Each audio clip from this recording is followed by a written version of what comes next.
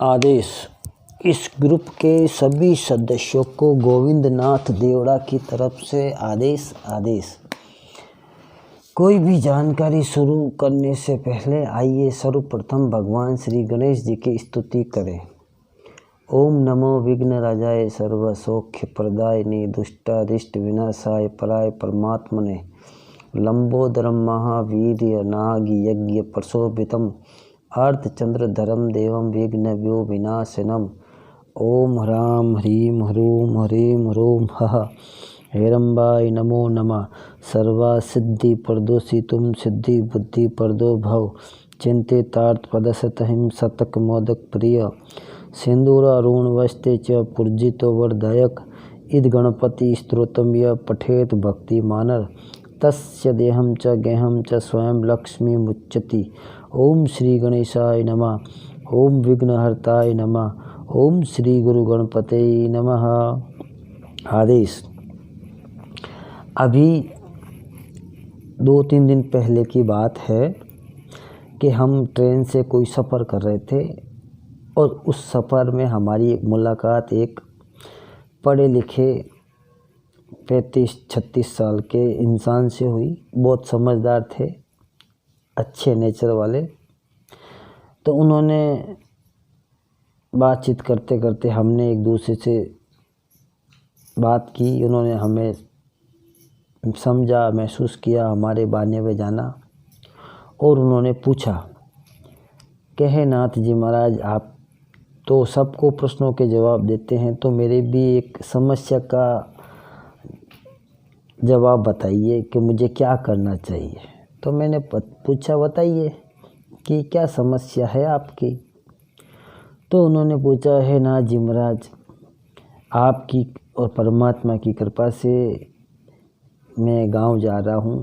शहर में मैं अकाउंट का काम करता हूं और 40-45 हज़ार रुपये कमा लेता हूं और एक छोटा सा कमरा लिया हुआ है जहां पर मैं अपने हाथ से खाना बनाता हूं, कपड़े धोता हूं, ड्यूटी भी करता हूं और कुछ पैसा बचा कर गाँव में भी भेज देता हूं, जहां पे मेरी बीवी है, बच्चे हैं, मेरे माता पिता हैं, मेरे छोटे भाई हैं।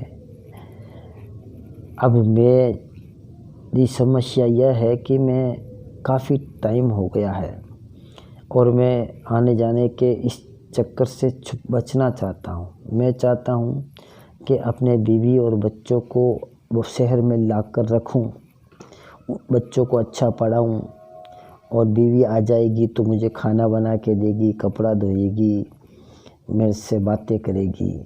मेरे जीवन में थोड़ी शांति और सुख मिल जाएगा। और माता पिता तो बूढ़े तो हो गए हैं, उनको अब मेरी इतनी ज़रूरत पड़ती नहीं है और वो गांव से शहर आना भी नहीं चाहते। तो मैं उनको वहीं गांव छोड़कर अपने बच्चे परिवार के साथ शहर आना चाहता हूं। मेरा छोटा भाई है जो मेरे माता पिता की सेवा कर लेगा। तो मुझे बस ये बताइए कि माता पिता को गांव छोड़ के आऊं या ना आऊं, कहीं उनका श्राप ना मिल जाए, कहीं मुझे वो बद्दुआ ना दे दे। ताकि अभी मेरी स्थिति अच्छी है, मगर क्या पता कल के दिन ये नौकरी भी छूट जाए, क्योंकि संसार में कर्म तो बहुत सोच समझ के करना पड़ता है। हर कर्म की सज़ा मिलती है, जाने अनजाने में भी पाप हो जाता है। तो मैं अपने बीवी बच्चों को यहाँ लाकर पढ़ा रहा हूँ, उसमें मैं कोई गलत तो नहीं कर रहा हूँ, कोई पाप तो नहीं कर रहा हूँ। तो उन्हीं के प्रश्नों का जवाब हमने जो उनको दिया है वही जवाब हम आपको दे रहे हैं। ध्यानपूर्वक सुने और समझे। हमने उनसे यही कहा, देखिए, बहुत सौभाग्यशाली वो इंसान होता है जिसके माता और पिता दोनों होते हैं। माँ हमेशा इंसान के लिए एक ज़मीन का रोल निभाती है। हर माँ अपने बच्चे के लिए एक ज़मीन होती है, एक भूमि होती है। और हर पिता एक इंसान के लिए छत रूपी आकाश होता है। जब तक आपके ऊपर छत है, संसार से ऊपर से कोई भी तरह की समस्या आपके पास नहीं आएगी। पहले वो छत से टकराएगी, अगर वो छत नहीं सहन कर पाई तब वो समस्या आप तक आएगी। और जिस माँ आपके लिए ऐसे है कि माँ के द्वारा ही आपका जन्म हुआ है और माँ आपके लिए ज़मीन है। जब तक माँ है और पिता है तब तक आपको दुख का एहसास नहीं होगा, अगर होगा भी तो उतना ही होगा जितना आप सहन कर सकें। असली एहसास माता पिता के बाद में होता है। अब रही बात माँ बाप को पास में रखने की, तो देखिए ये संसार सागर है। हमारी तो सलाह यही है कि आप अपने जिस तरह अभी हैं उसी प्रकार कुछ समय नौकरी करें, बच्चों को और पत्नी को शहर लाना है तो पिताजी को भी साथ में लाए, उनको अपने साथ रखिए, उनकी सेवा करें। जितना प्रेम बच्चों से करते हैं उतना ही प्रेम अपने माता पिता से भी करें। अगर आपके पास माता पिता रहेंगे तो आपकी समस्याएं बहुत कम होगी, आपका परिवार संयुक्त रहेगा, आपके माता पिता आपके परिवार को बांध कर रखेंगे। माता पिता के पास जो ज्ञान है वो आपको कोई नहीं दे सकता। माता पिता ने जिस प्रकार आपको पालने पोसने में अनुभव किया है, उसी अनुभव का फ़ायदा आप अपने बच्चों को पालने और पोसने में लगा सकते हैं। इस कार्य में आपकी माता पिता सेवा भी कर सकते हैं। और अब हम बताते हैं कि माता पिता का फ़ायदा किस प्रकार होता है, एक कहानी के माध्यम से। कि एक बार एक सुखी राम थे 35 साल के, तो वो जब जवान हुए तो उन्होंने सोचा कि मुझे पहले सेटल हो जाऊं, कोई अच्छी नौकरी कर लूं, व्यवसाय कर लूं, फिर शादी करूं, ताकि बच्चे बीवी को अच्छी तरह से रख सकूं, बच्चे को अच्छी तरह से पाल पोस सकूं। तो इस चक्कर में उन्होंने शादी नहीं की और 35 साल 40 साल की उम्र हो गई। जब अच्छा खासा पैसा कमा लिया, मकान बना लिया, तब उसने सोचा कि चलो शादी करें। तो शादी करने के लिए एक इंसान से मुलाकात हुई। वो था 60-65 साल का बूढ़ा, उसकी छोटी बेटी अभी बैठी थी, कंवारी थी। तो वो तैयार हो गया कि चलो भाई मेरी छोटी बेटी है, वो भी थोड़ी उम्र दराज है, बड़ी उम्र बढ़ गई है, 30 साल की हो गई है, मैं शादी तुम्हारे साथ कर लूँगा, मगर शादी करने से पहले मेरी कुछ शर्तें हैं, सिर्फ 2 शर्तें। तो उन्होंने सुखी राम ने पूछा, बताइए बाबा जी क्या शर्त है। तो उन्होंने यही कहा कि तुम शादी करने जब बारात लाओगे तो बारात में एक भी बूढ़ा आदमी नहीं होना चाहिए, सब जवान होने चाहिए।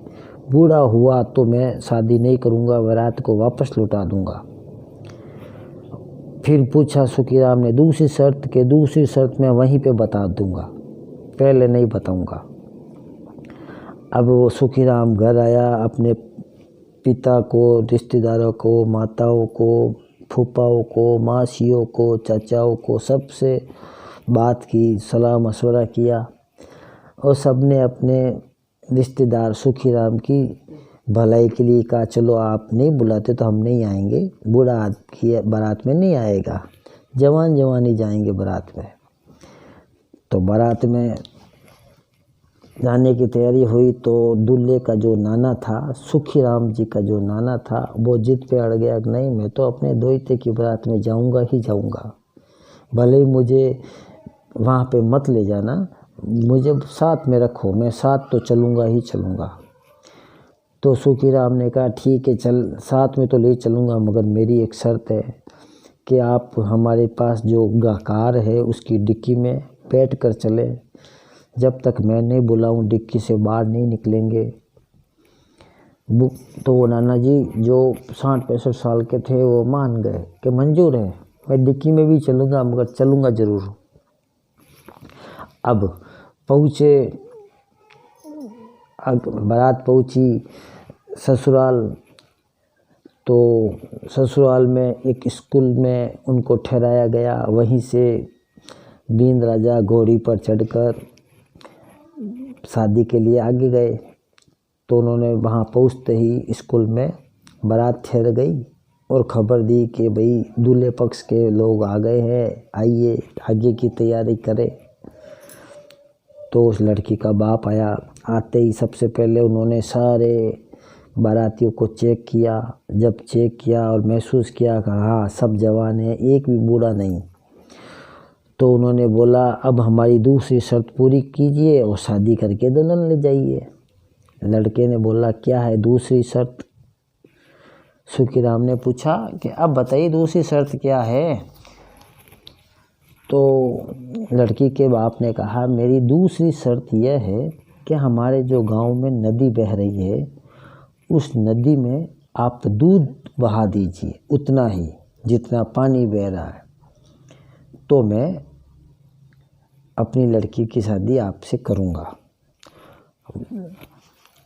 तो सुखीराम ने कहा भाई नदी तो आपकी बहुत बड़ी है, इतनी बड़ी नदी में इतना सारा दूध बहाना, वो भी इतनी जल्दी, असंभव है, ये काम हो ही नहीं सकता। तो उस बूढ़े बुजुर्ग ने कहा देखो सीधी सी बात है, मेरी दूसरी शर्त पूरी करो। पहली तो चलो तुमने कर दी, ये दूसरी पूरी करो और शादी करो, नहीं तो वापस बारात लेके चले जाओ। अब वो सुखीराम जी अपने बारातियों के साथ वापस अपने सरकारी स्कूल में जो ठहरा था डेरा, वहाँ पर ठहर गए। अब क्या करें? इतने में नाना जी की आवाज़ आई कि बेटो क्या हुआ, दुल्हन आई नहीं आई, मुझे कुछ खबर तो दो। तो सुखीराम ने गाड़ी के पास खड़े होकर डिक्की में ही अपने नाना जी को जवाब दिया कि अब शादी नहीं होगी। दूसरी शर्त उन्होंने ससुर जी ने ये रखी है कि नदी में दूध की नदी बहाओ। अब इतना दूध कहाँ से लाऊं नाना?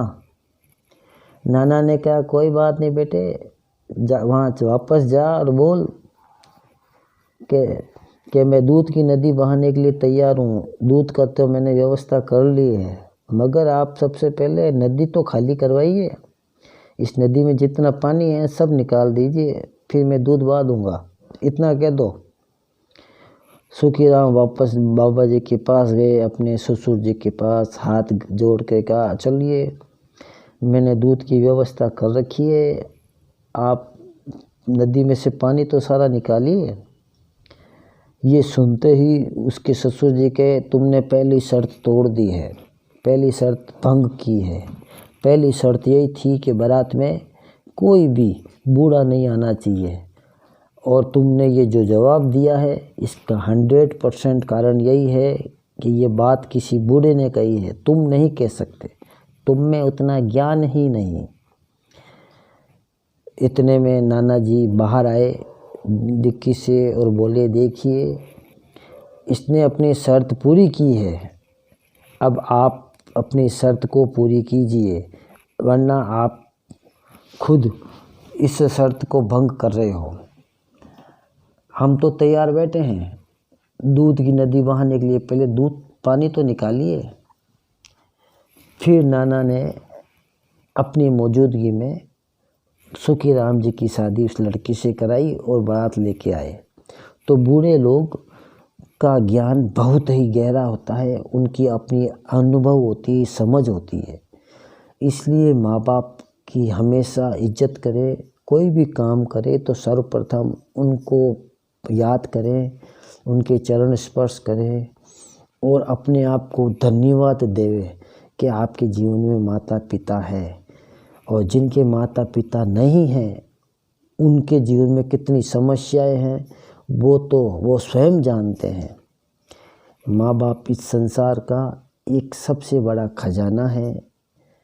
माता पिता इंसान के लिए सबसे प्रिय और प्यारे देव होते हैं, इसलिए माता पिता को सर्वप्रथम माँ और दूसरे गुरु पिता को माना जाता है, और गुरु ईश्वर से भी ज़्यादा महान होता है।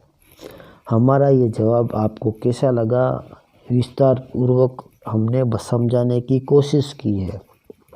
आप भी अपने कमेंट बताइएगा और हमारी वाणी से किसी का दिल दुखा है तो क्षमा कीजिएगा।